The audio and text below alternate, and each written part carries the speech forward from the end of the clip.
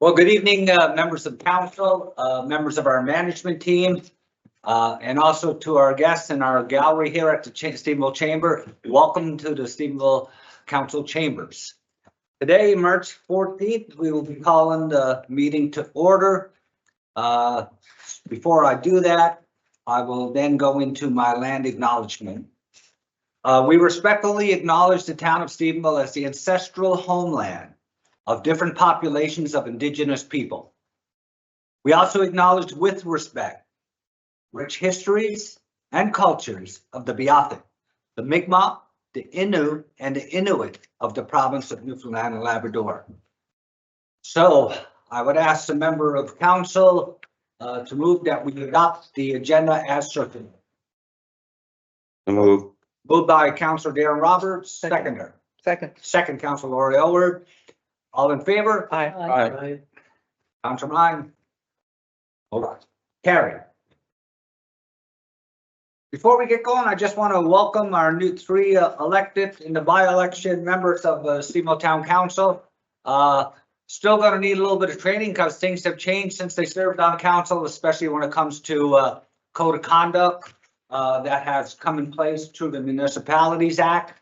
But as we move forward, we will work together as a council to ensure that this community continues to move forward and all the great things that are about to happen. We are at the cusp of economic growth in the history of Stephenville with the advent of World Energy's $12 billion project, the Diamond Group and their plans for the airport, and just recently with the submission by Atlas Salt with their EIS submission to the provincial government. That's a significant project that's neighboring Stephenville in the community of St. George's. Yeah. So we applaud St. George's for attracting that business. Laura from St. George's. But as we well know, we are a regional hub. So anything that happens great in Stephenville Crossing, St. George's, Port-aux-Basques, Burgeo, Corner Brook, Cape St. George, Port-au-Port Peninsula benefits Stephenville because we are that regional hub. We are about 7,000 people. Our catchment area is about 25,000. I anticipate over the next 10 to 15 years that will grow. So we have Mayor, before you go any further, if I may, I'd like to take this opportunity to say it's good to be back to the table. I certainly want to take the opportunity to thank councillors Boland, Ewan, and Tiller for the time that they served here at the table in three relatively young people. And I think, their heart and soul was in the right place, and under different circumstances, different time, they would have been outstanding members of council. I'd certainly like to congratulate my two council colleagues that were successful during the election, and certainly thank all those that put their name forward, some of which are in the room with us today. So it's that's it. okay. So we do have a mover and a seconder. All in favor, we had that. So we're going to move right now to item number 3. It's the approval of minutes. So we had 2 meetings that took place prior to this public meeting for ratification. So item number 1, the approval of the minutes. Be it resolved to approve the public meeting of council minutes dated February 22nd, 2024 as circulated. I so move. Second by Councilor Lori Edwards. All in favor? Aye. Councilor Ryan? Carry. Item number 2. It's be it resolved to approve the special meeting minutes dated March 1, 2024. I so move. Second Deputy Mayor Susan Fallow. All in favor? Aye. Councilor Ryan? I take it, Mr. Mayor, that the town's hiring policies were followed during this process? Yes, they were, sir. Under legislation, they were. Yeah. Okay. All in favor? Aye. Councilor Ryan? Carry. Any matters arising from the minutes? That I can see. They were circulated. We wouldn't get commentary from our new elected councilors because you wouldn't have been there for those previous meetings, right? Minutes. So I don't know the proper time. This is not about, I'm just about the process of the write-offs. of what is it, Process of writing off taxes. I'm here before and everything else, and we had criteria that person had to follow, get taxes written off, and that's usually through the town clerk's office or town collector's office. Yes. Forgive me, that's not right title now, but did anybody check his work to ensure that all processes, procedures were being followed? Yeah, actually, our write-off procedures for tax write-offs for business and property goes to our tax collector, Mhm. and it gets vetted to our town clerk for Yes. for review. Then it comes to the finance meeting, then it gets recommended and goes to our public meeting. So similar process. I can't remember the last time that you and I were on council, but Mayor and me, we're never gonna go through together. And I put that process in place, by the way. yeah, did you? Okay, yeah. So it still follows. Okay, perfect. Yeah. Thank you. Okay, so we have no proclamations or delegations for today, although we have a nice delegation in our gallery today. So it's nice to see people coming to our public meetings, and Laura, it's great to see you here. And Mr. Berger and all the other great dignitaries that are here. And 65 attendees online. Yeah, we got the 65 attendees. It seems to be growing and growing, which is good. It's part of our transparency of council. Previous councils, I guess, Facebook probably wasn't a big thing, but it is now, especially with the loss of media. You know, we had a local radio station one time. We had a local newspaper. We had a regional newspaper. And it's all gone now. We had a local newspaper. Yeah. One time, Georgian. Yes, so now with Facebook, people in Tanzania or Australia can log in and see the openness and transparency of council, and that's what public meetings are. And just for clarity, privileged meetings are privileged. They're not for the public until a decision of a privileged meeting decides to go to a public meeting. So that's, you know, that's part of the protocols of doing business with confidentiality and people we deal with. Okay, committee reports. So we got a pretty long agenda here today. Yep. So I'm going to turn it over to our Chair of Finance, Councilor Myra White, for item 6.1 for the Finance Committee. Thank you, Tom. Welcome, everyone. Be it item number 1, accounts payable for March, the Finance Committee met on March the 11th, 2024, and the following items were recommended for council approval. The accounts payable for March 14th, 2024, be it resolved to pay accounts payable for March the 14th, 2024 in the amount of $167,736.98. I so move. Moved by Councilor Myra White, seconder. Second. Second, Councilor Darren Roberts. All in favor? Mr. Mayor, before we prove it, I mean, as a member of the finance, I mean, we approved a number of 167,736.98. I think we should explain some of what's in there, at least the larger number, so the public understands exactly where the money's going. The indulgence of council, I'll do that right now.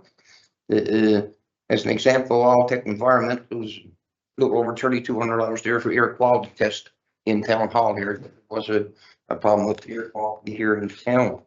Another supplier, Bandit and Cornerlock, repairs to one of our loaders, just about $4,500. Brunette Incorporated, $8,499, almost $8,500 for new laptops. I mean, those laptops were for new staff as well as the 3 new councillors coming on the council, and they were purchased through a provincial procurement contract that the province has. So you mean that we should have got a pretty good deal there. Like Crane Supplies, that supplies a lot of our valves and piping and that for our municipal depot, I think $2,000. It's there's a lot of smaller amounts there, like for Dennis's GM for $758. Again, that's parts and repairs and that type of thing. And it goes on. K&D Prep Group, Mount Pearl, $11,509. That's for asphalt repair. That's coal patch and that type of thing. To fill potholes, which are certainly popped up in great numbers this time of the year. Again, industrial supplies, you mean parts for our loaders and stuff, $7,500. a large part of the 167,736.98 this time around was $77,809 for bunker gear for our firefighters in the fire department. Bunker gears is something like a quart of milk. It's only good for so long. Bunker gear, it's dated, and once you get to the date, the serviceability is out, and we need to make sure that our firefighters have top-notch gear once they're going to be going into structural fires and that type thing. So you mean they need to have updated gear, and you mean once it gets to its end of its useful life, it has to go out the door. There's no question whether we're going to purchase it or not. It has to be done. So that's a large one there, $77,000. Before you, Councillor, before you go on, I'll just expand on that 77,000. I inquired if that was part of our budget, regional budget. Was it, or have you figured that out yet? So Turn it up to CAO. if I can comment, so I did check that out. There was funding in the 2023 budget for, and I've just received it this morning to look at the amounts. There was no specific budget amount for that in the 2024 budget. So I'm reviewing it now to determine exactly how that's to be budgeted and accounted for appropriately, given the practices from the past. But that it was subject to an appropriate procurement, which was three bids from three different suppliers in the province. And so now it's a matter of determining. So I've got some details on it if you care to review them after with me. And, you know, how we're going to manage that over the firefighting budget. You know, it's there is a budget for it. The exact dollar amounts, I don't have that right yet. Okay, so that's what I'm looking for. So budget, fire department budget may have to be adjusted, Yes. make up for that on budgeted items. Exactly, and there was one expenditure that was planned that had not been brought to council's attention that I canceled yesterday in light of that, because I wanted to make sure that there was an understanding first before we proceeded with other purchases, that that budget amount was taken account of in light of the whole fire department budget.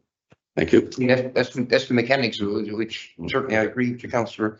I say on the Sorry, fire too, for the public listening in and in the gallery, and maybe for the new councils, we hover around $1 million, million plus a little on our fire suppression budget. We are very fortunate in the town of Stephenville to have a full-time and an auxiliary fire department. It actually covers both aspects. It covers the town's residential, commercial, but also the airport. The airport provides equipment. We provide service. And should we provide service to the airport now, it's cost recovery. So when the airport was privately run with a community group, when we responded to the airport with our fire department, all the cost was on us. Now that it's a private airport, they have to pay us cost recovery.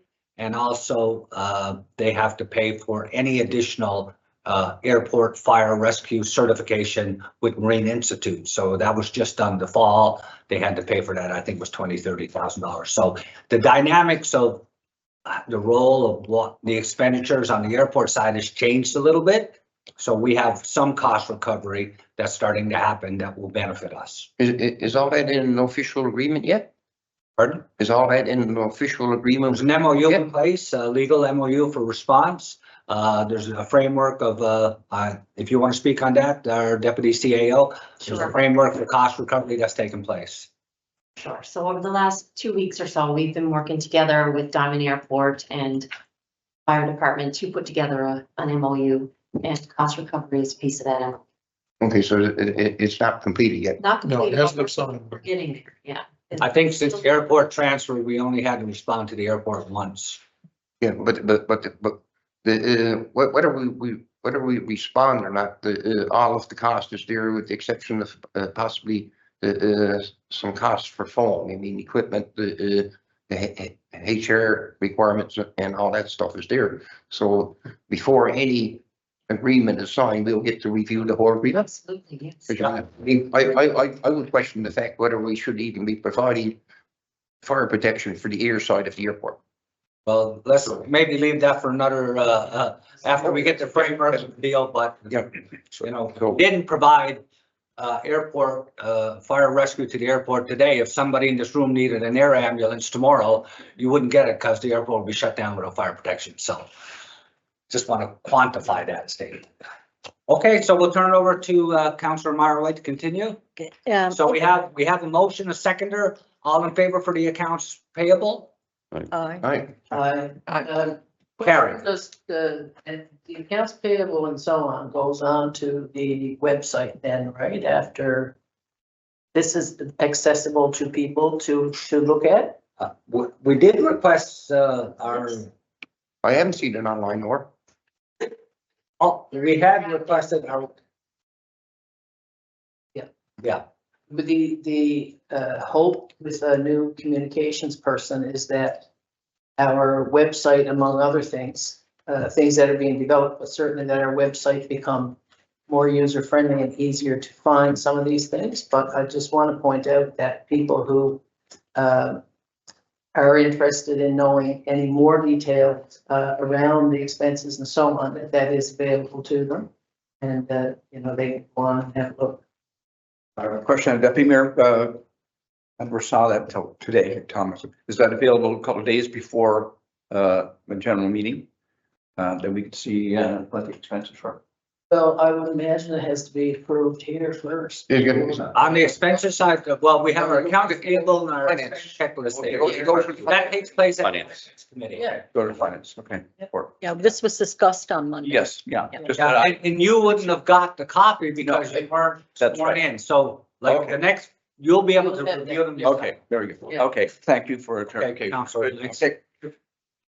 Item number 2 is an award of the tender for the vacuum sweeper truck 2024-002.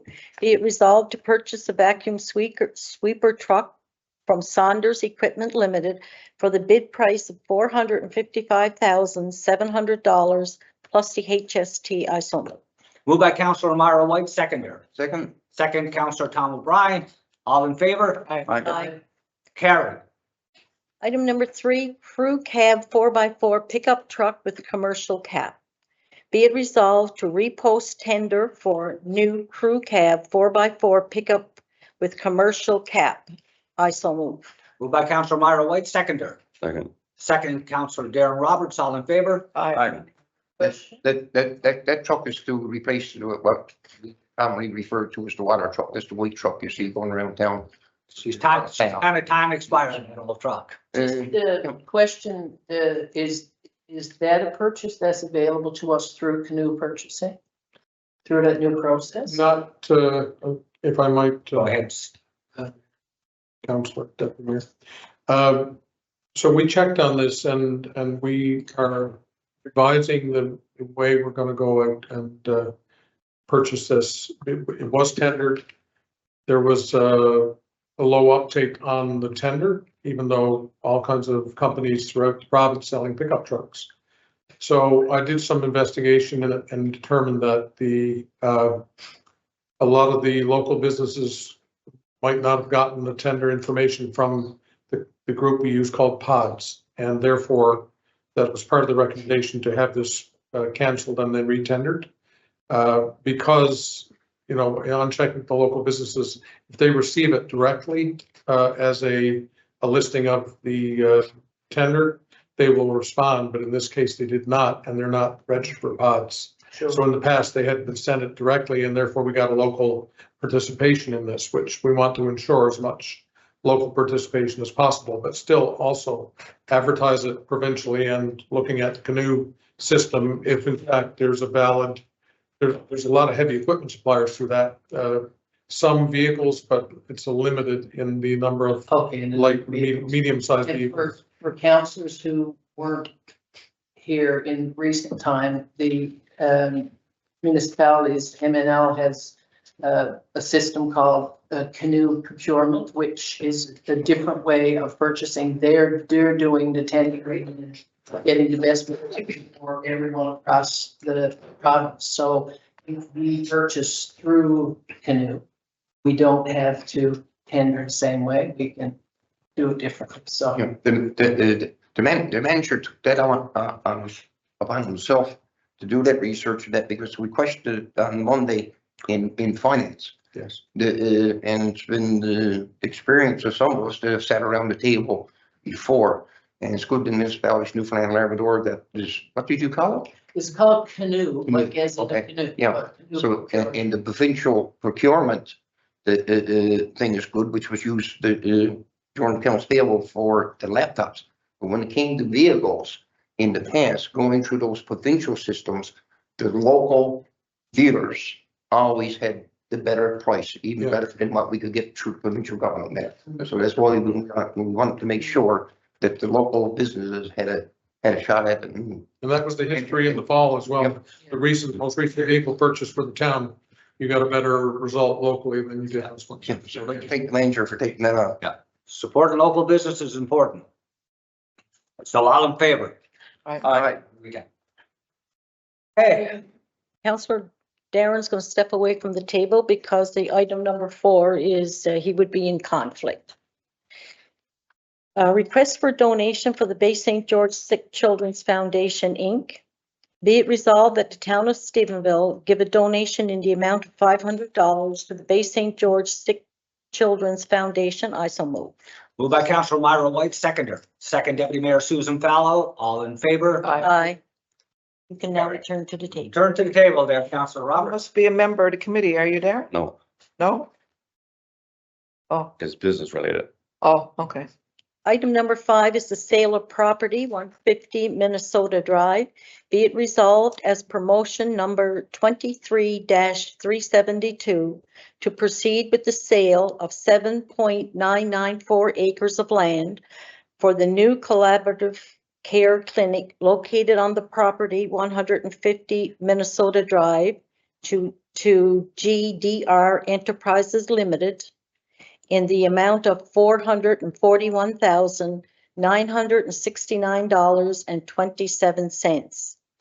The accessed value of the land was $559,569.27, less the cost to remediate the land at $117,600. I so move. Moved by Councilor Myra White, seconder. Second. Second, Councilor Lori Elwood. I'd just like to just add a little bit about this. It really benefited us. You know, there's a lot of talk about whether 3Ps is the right way to go for government when it comes to getting projects completed, triple P, getting private sector involved. But where the private sector was involved with this, we had to validate that we had a piece of land available for a new modern medical clinic, which would have a full wraparound of services installed in the facility. But whoever tendered on it and won the tender had to pay the market value for the land. In the past, if the triple P wouldn't have been there, it would have probably been a government department coming to the town of Stephenville, which is another government department, and say, we need a piece of land, and we probably would have transferred for $1. So in this kind of worked out well for us because it's close to $500,000 that will now come into the general accounts of the town of Stephenville. So it is a building that will be built, about $15 million. The contract for 20 years to the successful bidder is about a $40 million contract. But for those of us that have had to go to the Bay St. George Medical Clinic, and I'm sure, Laura, you can really appreciate this when it comes to accessibility, that this facility will have full accessibility services. It'll be modern with modern HVAC. It'll be innovative. It'll be something to be very proud of, adjacent to our very beautiful Sir Thomas Roddick Hospital. And people will not have to scale stairs and get into these substandard buildings. So I got to give a lot of credit to Councilor Laura Aylward and my council and those that stepped down, Councilor Hewlin, Councilor Boland, and Councilor Tiller, because in the last, I would say, 3 to 4 years, we have lobbied the health accord, Sister Elizabeth Davis, Dr. Palfrey. We have lobbied Western Health, which is kind of no longer in existence now. It's Health Services, Western Region. But we actually went directly to the Premier. We went to Minister Haggie. We went to Minister Osborne. And we basically said, Stephenville needs a new modern medical clinic. And it was excitement for us on council when we heard that in the budget, they were awarded a $40 million contract for Stephenville. So I just want to speak on that. I don't know if Laura, if you want to just add in, did I miss anything or? And I think, no, I think you covered it really well, but the clinic itself is not, the clinic will not see new doctors coming here because they don't want to work in that clinic. It wasn't built for a clinic. But since since Western Health was getting the building free, it lingered on and lingered on and lingered on. And we finally got some work done on the outside the building. The steps going up to that building are like nobody, I can't even explain to you what it's like. So now they've got this long ramp, about a mile long on the back. So that's good. Even the examining rooms for the doctors, they couldn't get any water from the sinks. They weren't connected. They had to go down the hall after an examination to the bathroom and wash their hands down the hall. So there was a lot of things that was going on within that building. And a few years ago, I've read it somewhere, Minister Andrew Parsons went through the building and definitely said that building had to be, they had to get a new building or renovations had to be done, whatever. So I'm really glad to see that. But we did, as a council, we lobbied a lot with the powers that be. And I remember when the new hospital was built, it took about 15 years before we got agreement to get that done. So I'm really happy about that. And everybody will be in the same building.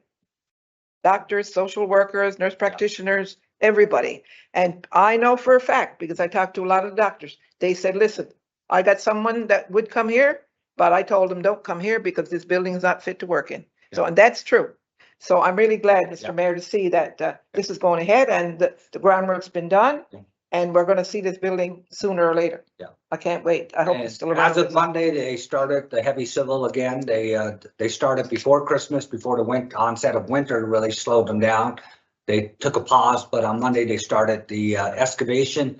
But it's really going to do up that piece of land and that strip along Minnesota with the new $20 million College of North Atlantic, our hospital, the new collaborative care medical clinic is really going to dress up Minnesota Drive. And we do have other plans for Minnesota in the future.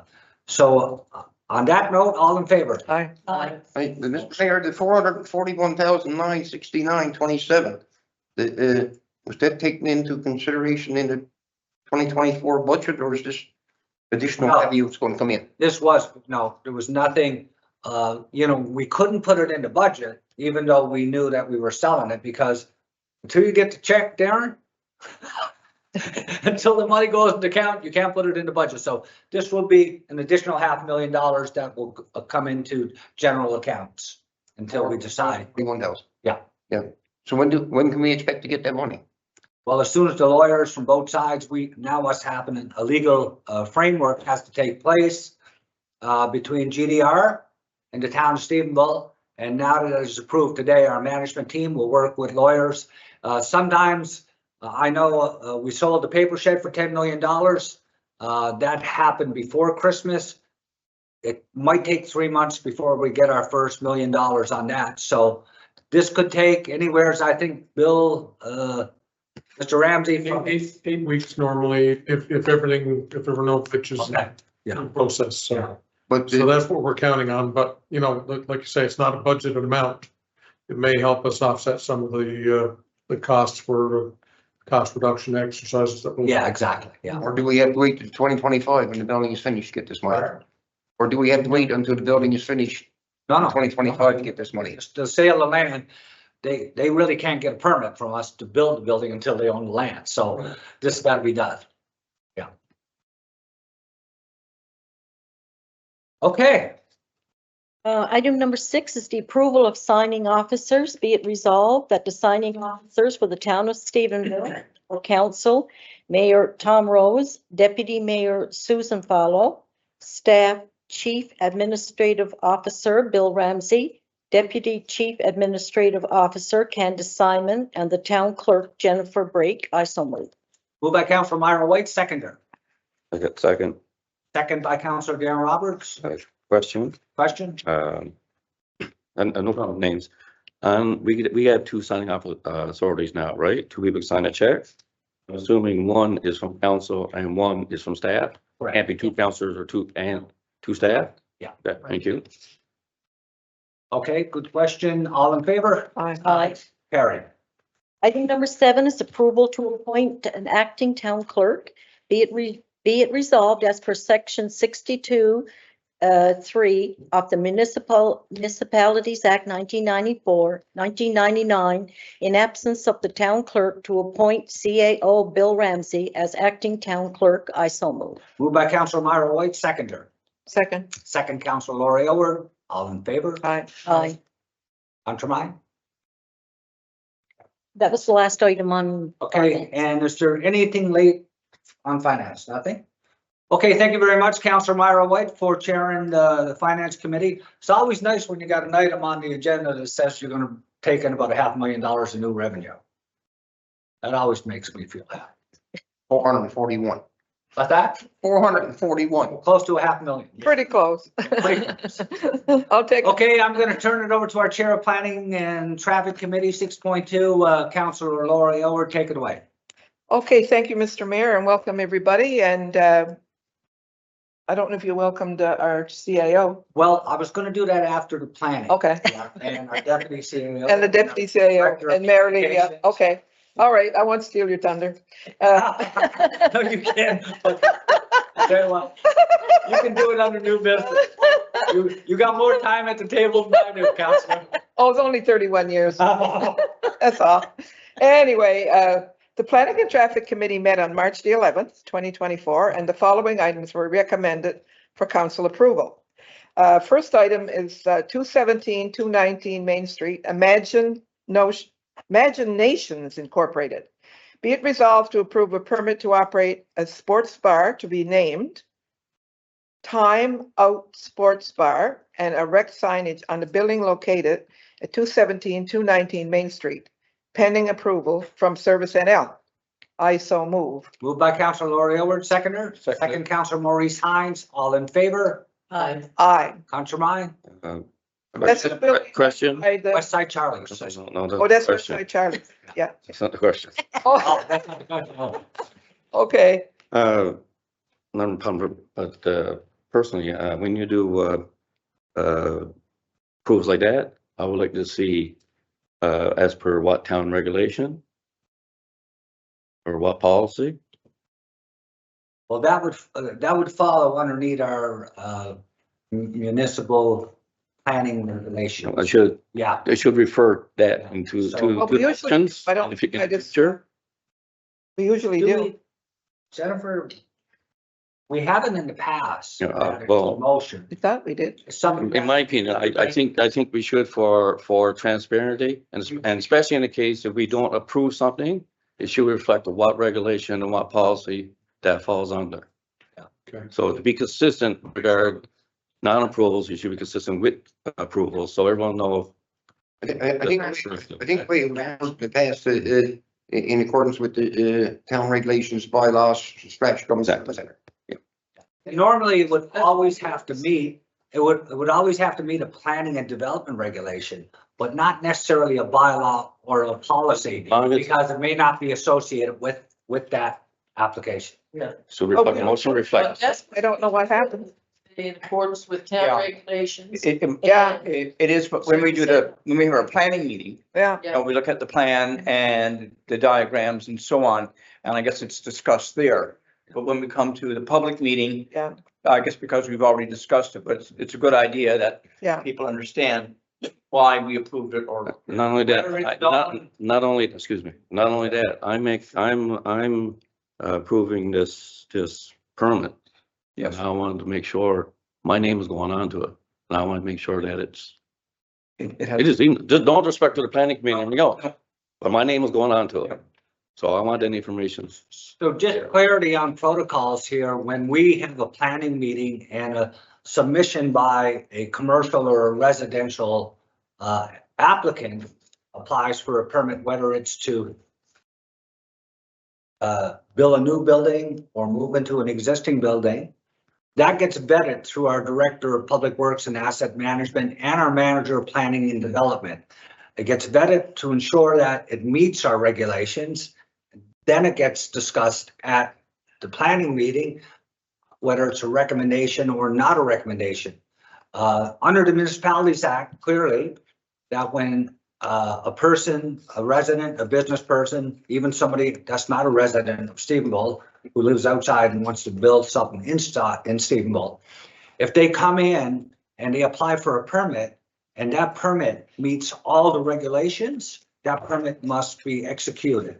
It's only when there's variance or anomalies or something that it gets triggered. But for the most part, and the reason for that is in the summertime, we only meet once a month. So if somebody wanted to build a house and they came in the day after our last meeting, we're not going to hold them up if they're in a subdivision that we had the subdivision agreement in place. And that's where we depend on our upper management, our CAO, deputy CAO, manager of planning and development. So, but the more we can tighten it up, the better. Okay, Okay. all in favor? Aye. Motion carried. Next item, 219 Henson. Madam Chair, I'm gonna have to back away from the table on that one Okay, Okay. also. noted. Councillor Roberts Councilor Darrell Roberts says. moved from the table, yeah. Be it resolved to approve a permit to construct a two-story extension at rear of building located at 219 Henson Memorial Highway, as per drawing submitted, pending approval from Service Newfoundland Labrador, Service NL. I so move. Moved by Councilor Laurie Aylward, seconded. Second. Second, Councilor Myra White, all in favor? Aye. Councilor Ryan? Carried. Item C, New Mexico Drive, Tri-Sun Realty Limited, be it resolved to approve a permit to construct two fourplex apartment buildings on parcel of land to be named at 8A New Mexico Drive as per drawing submitted, pending approval from Service NL. I so move. Moved by Councilor Laura Aylward, seconder. Seconded. Second, Councilor Maurice Hines. Nice to see. Question, Additional- two on New Mexico, What's that? That must That's be on the down, lower end of New Mexico? yeah, cross must be there by, on the right-hand side, on the lower end. I can't remember in the plan. It's a- I Eleven. think, near, I thought it was on the left side going down. yeah, near where Greg Button got Yeah, there, where that area. what is, It's a lot of land there. Anyways, yeah. Anyway, But it's nice to see additional apartments being built because there's going to be a heightened demand for apartments. yes, it is. And I want to reemphasize, and just in case there's somebody in the audience that, so when we did, we had a lot of work by Uplands, our manager of economic development, Mr. Mike Ratter in Uplands. In Stephenville, we have about 3,000 residents. But most people in the residents, there's only one or two people that live in a lot of these homes, and most of these homes were 3-bedroom homes. And once we start building really good, affordable apartment complexes that are aesthetically pleasing, accessible, modern, innovative, high R values, we think some of our residents may consider selling their homes, moving into these, because all the young families that are going to be coming in Stephenville need homes to live in. With their young families. So we think as we move our development plans, Mike, that's kind of our strategy. So we hope to see some significant movement in this fiscal year going into 2025. Okay, there was an attachment there with the layout for that. There is, yes. Yeah, because it was on. No, when we did the, our. Yeah, we, It was came with the, yeah, it came with the committee meeting agenda. so all in favor? aye. Aye. Carry. Next item, 176186 Hanson Memorial Highway, Myron and Dolores Gallant. Be it resolved to approve outline planning permission to construct two proposed auxiliary efficiency units as per plot plan submitted on the property located at 176186 Hanson Memorial Highway, which is the motel on the highway, piano, right? I so move. Moved by Councilor Laura Aylward, seconder. Second. Second, Deputy Mayor Susan Fallow, all in favor? Aye. Councilor Ryan? Carry. Next item. Approval to adopt Town of Stephenville Municipal Growth Plan. Be it resolved to adopt the Town of Stephenville Growth Plan, Municipal Growth Plan, prepared by Upland Planning and Design Incorporated. I so move. Moved by Councilor Lori Orr, seconder. Second Deputy Mayor Susan Powell, question? But yes, Yeah. Mayor, I have no idea about that plan, so I can't, until I see it and it's fully explained. Well, maybe what we'll do I would recommend Mike will come in at our next planning meeting and give an overview.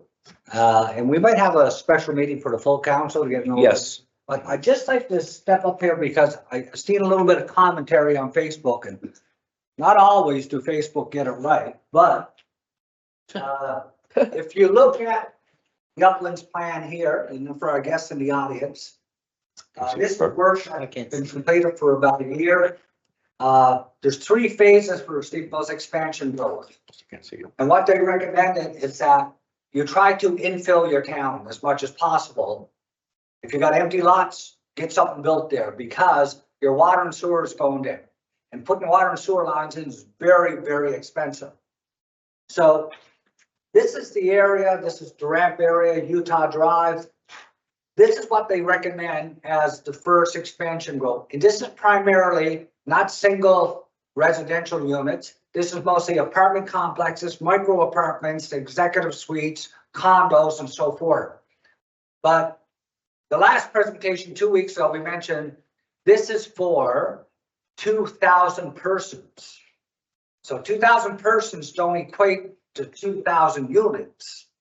You know, it could be 800 units because it could be 1, 2, or 3 people living in some of these. So this is the first expansion plan. The second is going up the Land Street extension. As you can see here, this is Queen Street extension. This is the new subdivision, one of the latest, and there's an expansion here that's taking place. And this is infilling that would see some small commercial, maybe strip malls and so forth. This one up here would be probably 10, 15 years out. This is for about 8,000 people. Remember, Stephenville only got 6,700 people now. This would almost be like a suburb of Stephenville. This is going up Igloo Road along Route 460. And that's 8,000 people would live here. That would be full commercial, residential, micro apartments, and you name it. So we'll have, we'll call council together for an overview. Yes, because it's, Deputy Mayor Susan Powell. Also, I think in the interest of moving on some of this, we do that sooner than later because that presentation was on and that's been a long time coming. If we take a long time to prep for it, then that's longer that, you know, it's closer to the time that we need.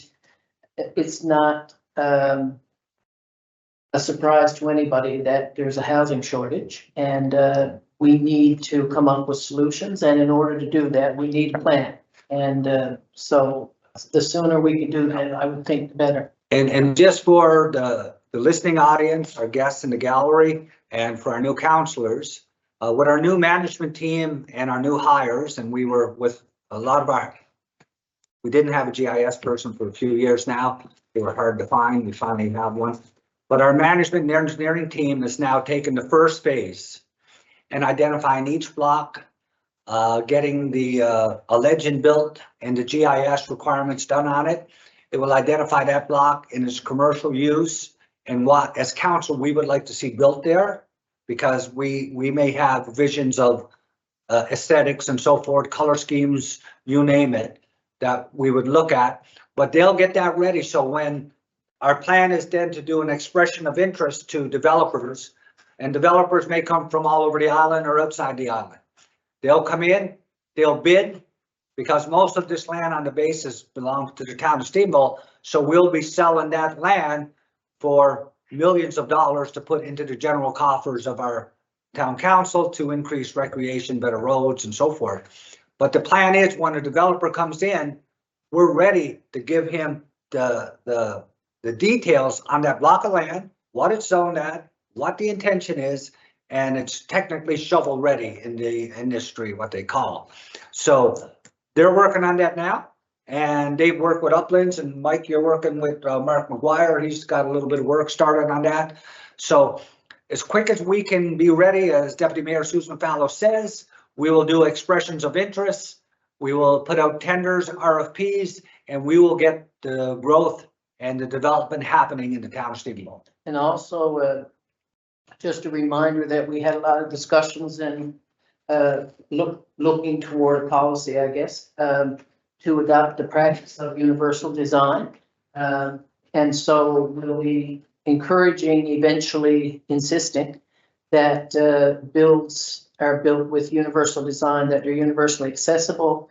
And that way, they don't have to be adapted in the event that somebody requires more accessible, but they're built in a way that everybody can enter and everybody can live and everybody can have equal access. So hopefully we will continue with that as well. And not that it's a conflict of interest, but if you look around the table now, I think the only one under 60 right now is Susan, and there's only one baby at the table, but the rest of us, we're all kind of, Darren, you're under 62? No, you're not. Well, we're getting ready for those. I'm gonna live all the. I don't remember Darren in my No. class, I gotta say. No, he's over 60, yeah. I know his age. He's, I'll be 63 and I'm proud of it. yeah, I you're, know I look 45, that's why you asked that question. Candace carries it well, but Yeah, so we had some good discussion. This is gonna be something that we'll be doing a lot of communication with our communications director.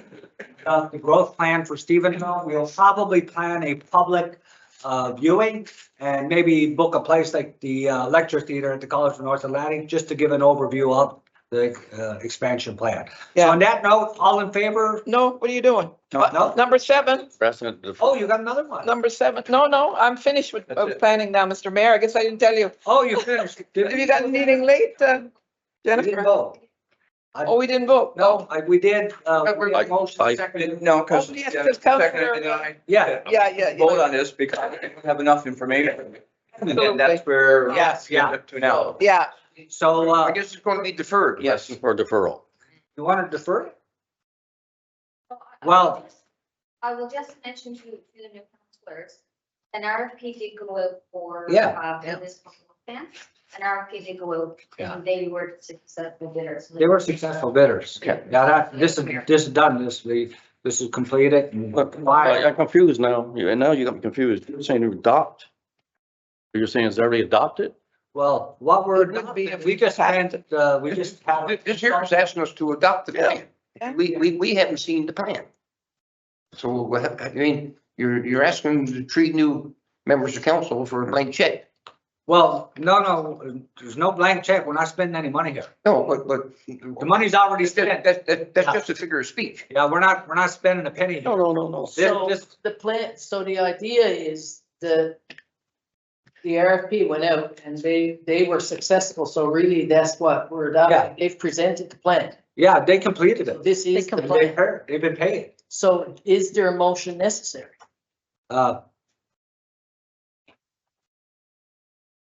Well, and actually this gotta be, this can be carried even though there's 3 new councilors, because this is carried with just a majority. Now, as you well know, a plan is a plan. Plan's always subject to change. Every permit, every block of land on that and everything is gonna be done is subject to going through planning and approval for permitting. Like we may very well agree with the plan that the consultant came back with. But we have But no there's a idea. possibility that we may have some concerns about it. There's a possibility we may not agree with the plan. But I mean, at this point, the trees are new and we haven't seen any of this other than the map on the wall. I mean, under legislation, if we're present at a meeting, we have to vote, we can't abstain. So we're either voting for something we haven't seen. Well, what we can do, Against something we haven't we seen. can defer it, have a meeting with the new council, take a look at it, bring it back to the next public. meeting. yes, and vote about it. at least then we'll have an idea of what we're agreeing to. Yeah, so we'll have our economic office Yeah, so who wants to put a motion to defer it? Move that we Moved by defer. Councillor Hines, seconder. Second, Second to Councillor Darren Roberts, all in favor? Right, Okay, defer for 2 weeks. yeah, Sound good? Yeah. That's good. Okay, that's done. Okay, item number, first of all, Councillor Laura, thank you very much for chairing planning and traffic. welcome, Mr. Mayor. Okay. Item number 7, bylaws and regulations, nothing there. Unfinished business, anybody got any unfinished business of any files in the past? Oh, okay. I guess mine falls on the new business then. Okay, I'll wait. You wait for new business? Okay. Okay, now unfinished new business, Councillor Darren Roberts, you got something? Okay, thank you. Yeah, it's more of a request. I really believe I got voted in because of my financial experience, especially with dealing with municipalities and that. So to fulfill that responsibility, I'm asking, I gotta get used to the CAO stuff. I'm used to saying town manager, right? But it's taking a while, so forgive me. Then people use the town manager term. Okay. It's probably not going to. So,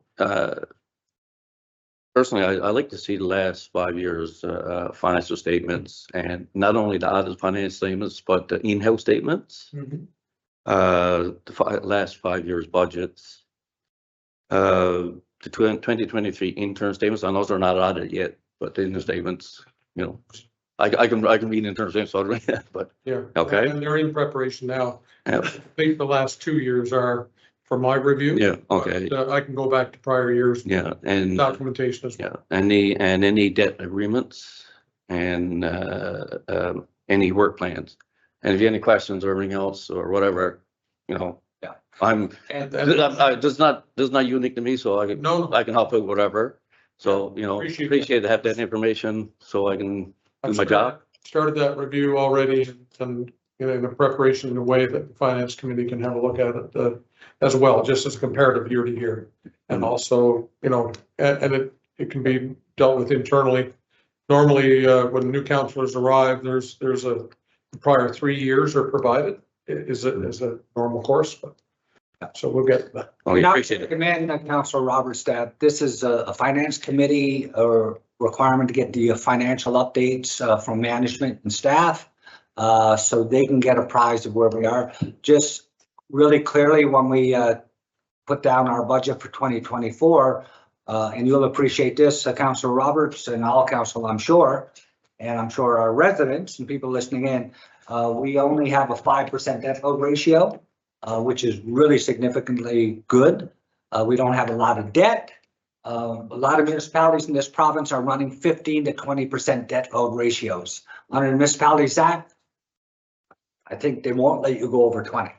But we have a very low debt load ratio, and that positions us really well in the event that we should have to borrow, whether it's an MCW project or an emergency capital works or public works, a piece of equipment. So we're in good shape there. I think my analysis of all this work, all Yeah. you guys do. Yeah. So on a new business, I'd like to just recognize, first of all, at the last public meeting, we recognize our Deputy Chief Administration Officer, Candace Simon, who has joined us. We are very, very, very busy. We are so busy now that we've had requests from local businesses for expansion of their businesses, from outside companies that were 6 months behind because of lack of staff. But we got introduced a couple of weeks ago, Candace, but today is Bill's first public meeting. So I'd like to welcome our Chief Administration Officer, Mr. Bill Ramsey, who comes with a ton of experience and kind of in that age demographic like most of us around the table. And that's a little bit of touch of gray always helps sometimes. But maybe, Bill, if I could turn the floor over to you, just to give a little overview of your background and why you're, I'm sure, so pleased to be in Stephenville. Yeah, I really am. And thank you, Mayor and councillors, for your prior welcome. And this is something that I really love, public service. And I've been involved in public service in the past with, you know, a history in provincial House of Assembly many years ago, 25 years ago now. So I've not had any involvement in political matters since that time, but gone into the private sector in oil and gas, contracts and procurement. And then it led me then to come back here to Newfoundland, where we were hopeful that we were going to be able to stay on a project with offshore oil in Newfoundland and Labrador, managing all of the contracts and subcontracts for a project in Argentia under Husky at the time, which is now, of course, it's changed over to Cenovus Energy, a very large offshore structure that's being built there. And then COVID, of course, interrupted a lot of people's work histories and lives. And I went back out west to on a major pipeline energy project out in British Columbia. And for the last 3-4 years, I've been in Halifax with Irving Shipbuilding, which is a building ships for the Navy and also repairing the existing fleet of frigates, where I handled matters as a subject matter expert for contracts that needed to be changed as the government of Canada moved forward with new contracting for some of the new and the existing fleet of ships that need to be repaired. So this was an exciting opportunity, and really the reception here has been exemplary, and I'm excited to join the team that we have here. It's certainly looking forward to each and every item. Some of them are challenging. You know, I've struggled trying to get myself up to speed on some of it, but eventually you get all of the information you need to assist in making decisions. And it's good to have the help and the experience of the counselors around the table. Very much a part of the overall, and of course the experience and the long-serving members of the staff here, both in the outside workers as well as here in the office. A fine group to work with, and where improvements are needed, I'm really looking forward to helping with those improvements and working collaboratively with both our unionized and our staff personnel to move forward, and also looking forward to growth. I've had experience in parts of Canada where excessive growth and new projects have really produced an overheated economy, and the impacts on the personnel and people throughout the town is a big concern for me, and I'm sure for the councillors as well. So hopefully be able to bring the breadth of experience that I have in helping make that as good as possible for the people of Stephenville. And really looking forward to moving forward on this. And my door is open anytime any of the councillors or people from the community who may be listening to answer calls, and everything from issues that arise on a day-to-day basis, doing our best to improve the offering of municipal services to the people of the Stephenville town, as well as others in the areas who will use Stephenville as a center for the regional center, so to speak, for the Southwest Coast. I'm from the region, and this is really happy to be here and looking forward to our progress mutually. Mr. Mayor, if I may, want to welcome Bill. I'm going to take you up on that open floor policy. I'd like to get the opportunity to look at any documents that we've received in the last 6 to 9 months on the any environmental assessments, and get a chance probably with Laura at our next planning meeting to look at some of our standards that we have and sort of coordinate them with Service NL. So that, as we said, if we say no to somebody, there's got to be a special reason. We can do that, and maybe that's something that we'll discuss later, and we'll go by the standards that are set. Correct. Okay. Thank you. And Maureen, have a set of policies now right across the board, Okay. as they're moving through now Right. to come for adoption. So Okay. a lot of the stuff we've talked about and asked about is done and getting there. So Okay. Good. Yeah. No, that's Yeah. good. I just wanted to add to something that we have done as a council to put us in step for growth and expansion. Because remember, we don't want to leave anybody behind. If you get a fueled, high energy economy that's happening, basement apartments and apartments go through the roof, and people on fixed incomes can't afford it. That's what this municipal plan is. We've been over a year working on this, knowing that expansion and growth is going to happen. This gives us an opportunity to leave nobody behind and not become a Fort McMurray. So with good management, good policy, good planning, will we get it 100% right? No, but we're gonna try. So the other thing. I got a couple of things when you're finished. Yeah, I just got one more. I'd also like to introduce the general public to Marilee Joy Castillo. Okay, close enough. Anyways, for a lot of people who don't know Marilee, and I'm sure most people know Marilee, but she's got a big journalism background. She's now in charge of our communications and marketing for the town of Stephenville. But a big background with CFSX to Georgian, Saltwire, a proud graduate of the College of North Atlantic's journalism program. And you'll probably see a lot of communication coming from Marilee in the future so that we can heighten our openness and transparency in our communication. So I don't know if you want a couple of words. Sure. Thank you, Mayor Rose, and hi, everybody that's here joining us today, and of course, current council and our new council.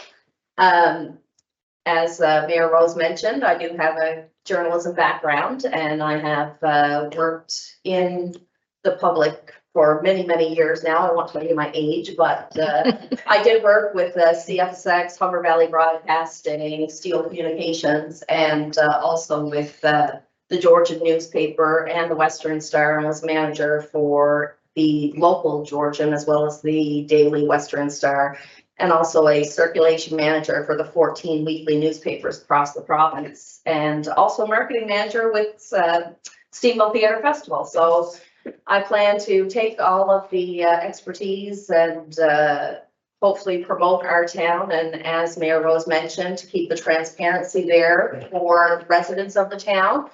We do have our Facebook page up and running now, a new Facebook page, I should say.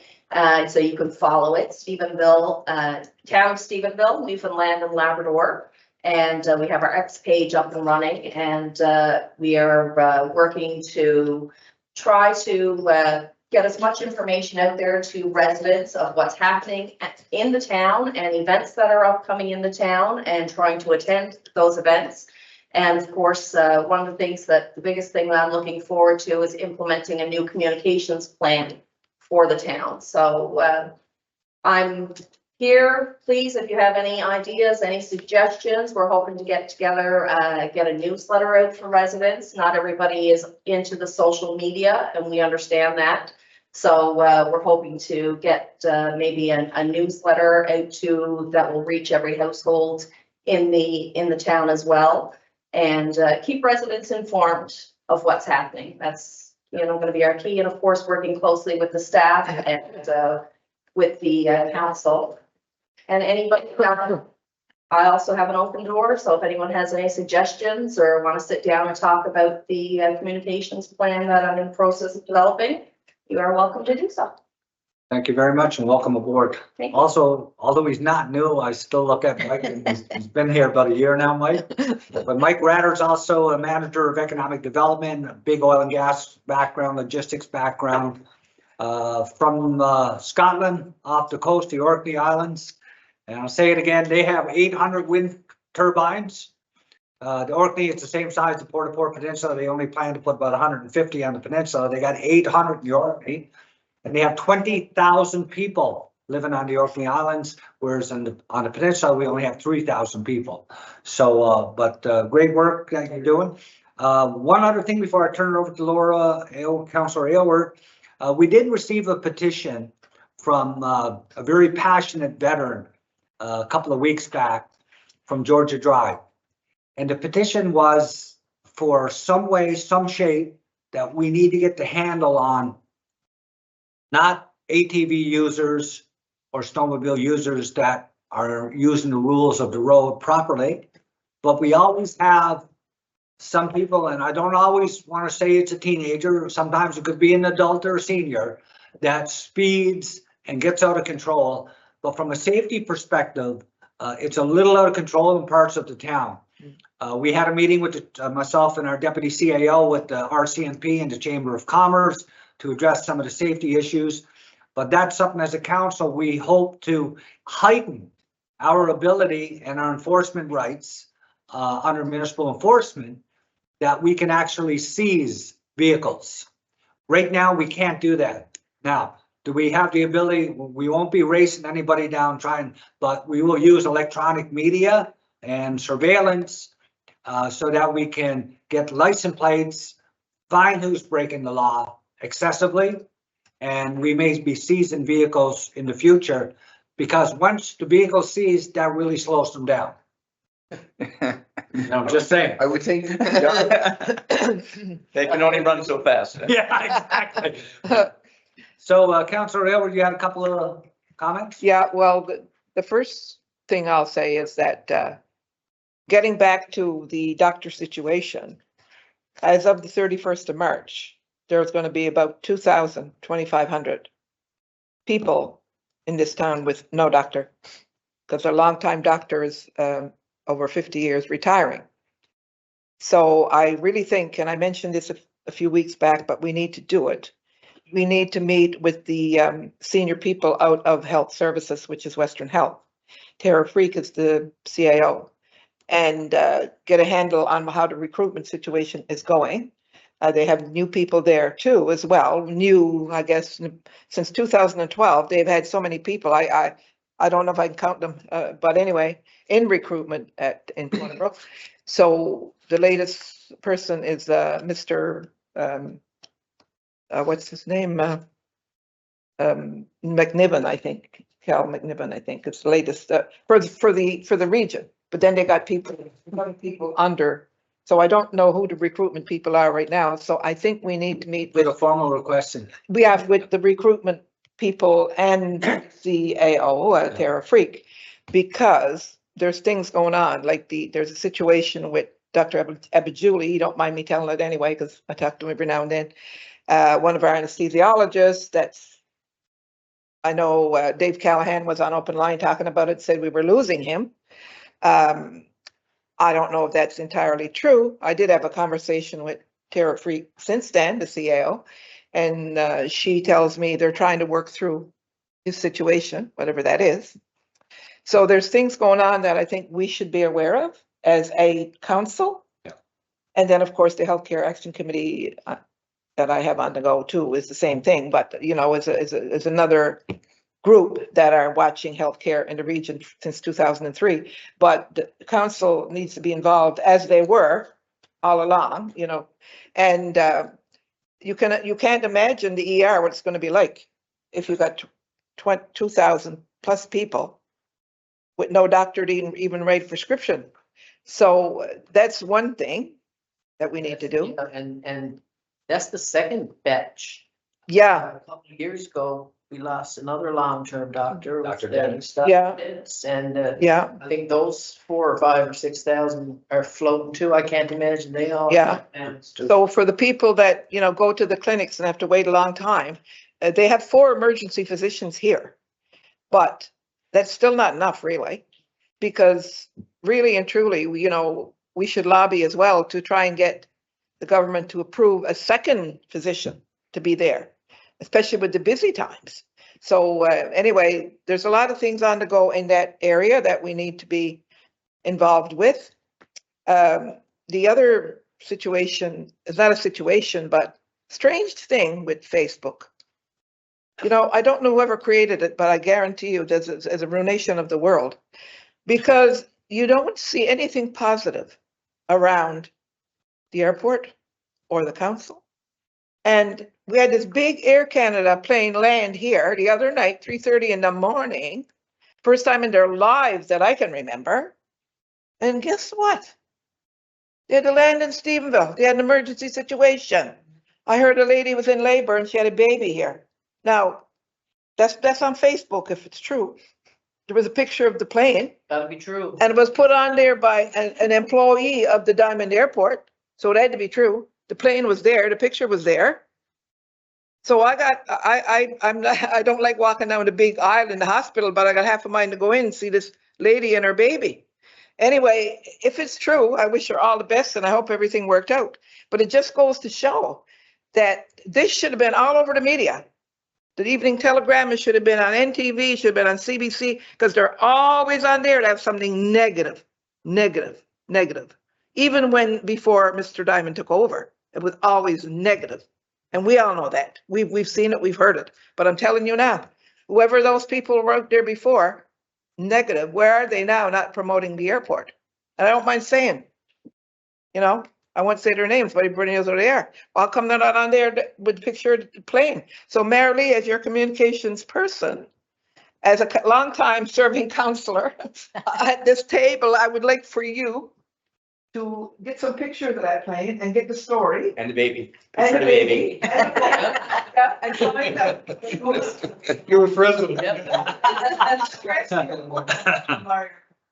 Yeah. Put that rag magazine there, that stingray got out, or whatever they're called, get in there, evening telegram, and wherever you can send it to. Would you do that, please? And that would be, I'd be very thankful. And perhaps to continue on that theme of people not really putting a lot of the positive stuff, maybe we can invite people to start looking at adding some positive comments when they see things good that are happening, because oftentimes we see good things. We tell our friend who's with us, "My, that's good, look what they're doing," but we don't kind of go out of our way to talk about it. But when it's something we don't like, we go out of our way to make sure that we talk about it. So maybe we need to start looking at ways in which we can say, "Oh, I just saw something good," and go from there. Yeah. Okay, well, thank you very much. Before I call for adjournment, Oh, no, I gotta unless continue. anybody's got anything else under Yep. unfinished business, new business, Councillor O'Brien, go ahead. Yeah, Yep, thank you, Mayor.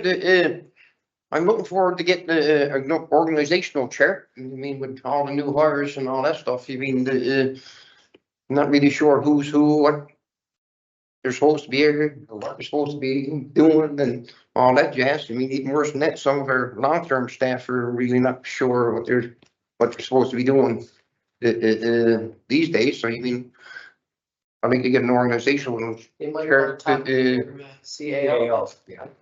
well, whatever, that's part of the issue, the attitude that some of us have. But personally, I like to have an organizational chart so I know who's who, and what they're responsible for, and that's when I got a question, I know who to direct it to. That's not to cut the legs out from underneath the CAO or whatnot. I find a lot of times when you talk to staff, you get a different perspective on the spin.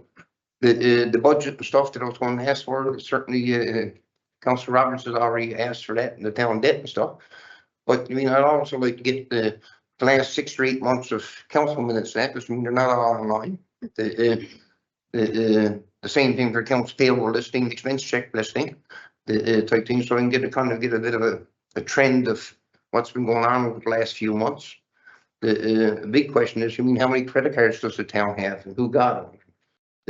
How does those credit cards get paid? I mean, how is the expense that goes on the credit cards approved to start with? I mean, the number of other things is that really who's on the payroll? We know the employees never on the payroll, but how many consultants do we have out there that we have engaged for one thing or another? I mean, I'd like a list of all of them, what they're engaged for and what they're being paid. Are there any advisors up there? I think you had our previous CAO and sometimes a retainer as an advisor, Mr. Galgay. Only until the new CAO arrived, and it was a 2-week transition. That was it. Okay, so that's finished. Okay, that's good. I'd also like to get a listing of how many legal files the town's involved in, what the status is on, what we're doing to try to resolve them. I mean, how many code of conducts that are on the go, what we're doing with them, how far along are they, and what we're doing to try to resolve them. It's when it comes to RFPs, how many RFPs do we have out there that are not concluded? You mean the ones that are not concluded? You mean when can we review them, see exactly where we're to with them, and if there's any more RFPs being prepared to go out the door? I mean, I think we should see them before they go out the door. Just clarity on the RFPs. Before RFPs go out by management and be prepared, once they're prepared, it's got to go to finance for finance to make a recommendation, should they go out. And then when they go to finance, it goes to the public meeting and gets voted on a public meeting, should it go out. So it's from management to finance, to the public meeting. And that's a process, but most of all your requests is just like anybody, any counselor, ourselves, yourself. This is something that would go to the CAO and he would, with his team, he would furnish you all the data you would need, Councilor Yeah, O'Brien. well, you mean, I will be going to some staff, but anyway, how many standing offers do we have out there with contractors or anybody else? You mean, whatever standing offers are there, I like list of them and who they are, who they're with and what they're for. It's, you said that the paper shed, I don't refer to it as the paper shed anymore. I refer to it as the industrial facility that has been sold. Has that been deal been concluded? That deal is done, it's sold.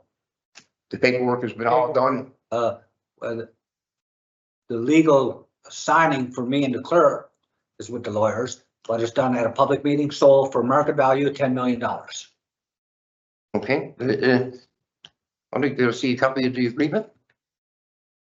And I mean, especially the financial part of it. You went to town, gets the $10 million and all that type stuff. It's the town broke plan. Was there public consultations on that? All public consultation, yeah. So all the public's been engaged on that, Okay. on our growth plan. Yeah, but Oh, yeah. was the final plan presented to the public? Yes, Yep. there was two sessions of engagement at the beginning and on the end. Okay. Unfortunately, not a lot of intake, not a lot of uptake from businesses, not a lot of people interested. And that's probably, we're not surprised. That may not be true interest because like, see, there's no media anymore. I mean, I wasn't aware of it. So Well- we gotta get past that.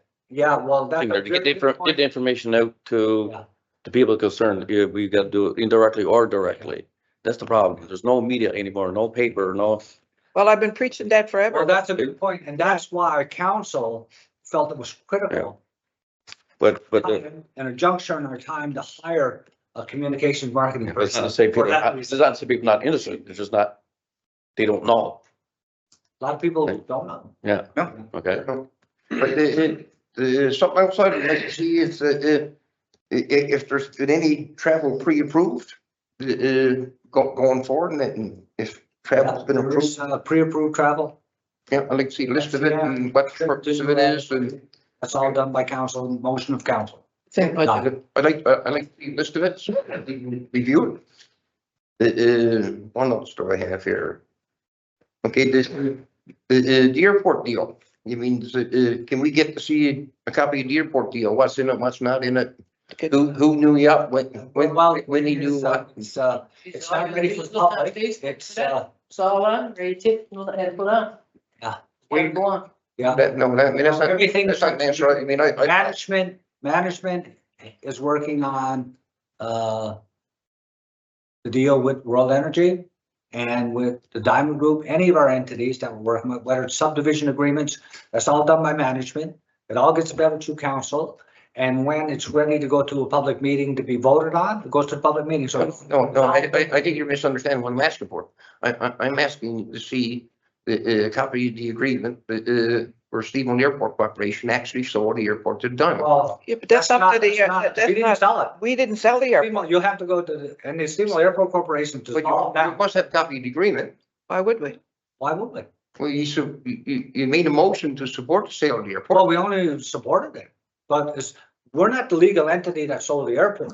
The Stephenville Airport Corporation's board of directors sold the airport. Yeah, but the town was a big driving force behind We it. might have been the driving force for 20, 30 years. Yes, we were, and thank God we were. But legally, we had no right, no say, no vote on the sale of the airport. So has the Stephenville Airport Corporation now been Yes, dissolved? Dissolved. Okay, you should know a lot about the airport, yeah, Councilor. they should, You've been there, worked there and yeah. everything else, yeah, but. Yeah, so the airport's There's a privately difference. owned. And we put no money into the airport. And we wish them the best of luck. And with the growth of Stephenville, I have no doubt that the airport's gonna do very well. Okay, there was a ground power unit down there that the town had on lease. So are we still paying for that? A what? The airport, a No, ground we're power not. unit. No, they took that over and paid the lease. They took over the lease. We're not paying nothing. Well, actually, there was one thing we found out that we were paying for, and when a transfer happens, there's findings. And one thing, we were doing a small honorarium to flight services for helping with dispatch. Yeah. But that's being negotiated now. Candace is handling that file as our deputy CAO. But it didn't come up in the findings because it was done with a handshake deal. There was nothing, there was no formal contract done, and that was done before my time as the mayor. So just saying that all that gets worked out. The airport's now contributing to the town. The town is not contributing to the airport. Clear and concise. And, I don't know if new counselors have done their training yet, but, when we did ours, there have been changes to the act and to procedures and processes, and it was made very clear to us as a council that the mayor is the conduit to CAO, and that for the most part, we are to stay out of, some of the work of staff. So, that is something that you're gonna need to find out about when you do your training. That's not new. No. That was always in place. Right, so, When I was- so I would imagine as a council, we would go to CAO, not to staff. staff. The operational issue is just, and I'm not saying to interfere with anybody's daily duties, but I mean, I feel very strongly that if we would like to ask staff a question for information purposes, we can do so. No, No, Right. not permitted. You have to go, if you need any information from, if I need any information from the tax collector, I can't, as the mayor, I can't directly ask the tax collector. Everything has to go through your top administration.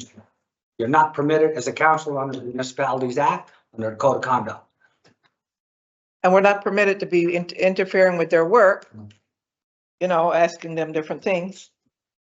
I mean, that's a given.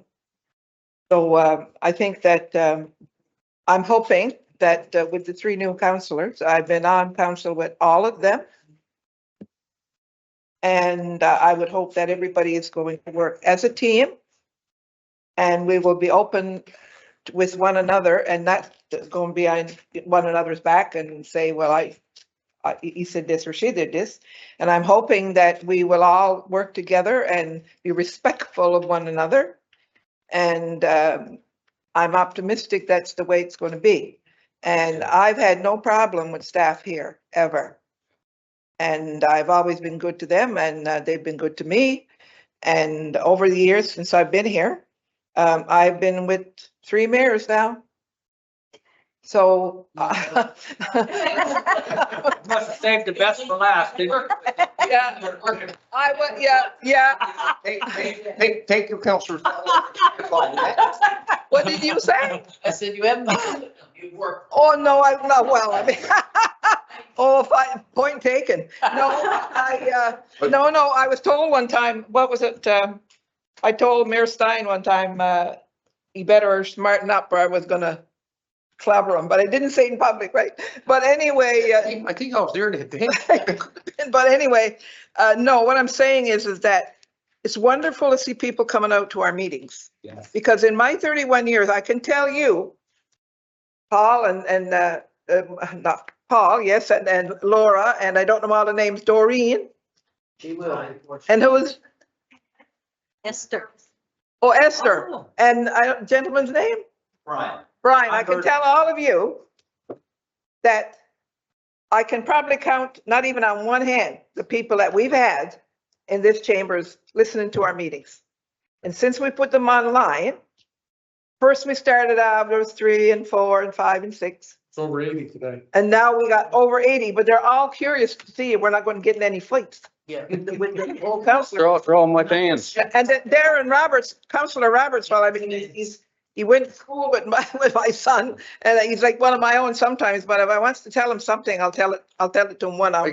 I can recall there's times that we had 16, 17, 80 people sitting in the gallery, depending on what issues on the go. But Mr. Mayor, before you adjourn the meeting, I'll forgive Councillor Roberts, because I mean, it's been a few years he's absent from the table, and see, he was the one the day that declared himself in conflict twice and moved back from the table. The legislative requirement is you declare yourself in conflict and state why you're in conflict, sir. She asked me, and that's a business boy, but, Yeah, So, you don't have to forgive me. I'm sorry. just thought I'd throw that out So there. on that note, I would, question?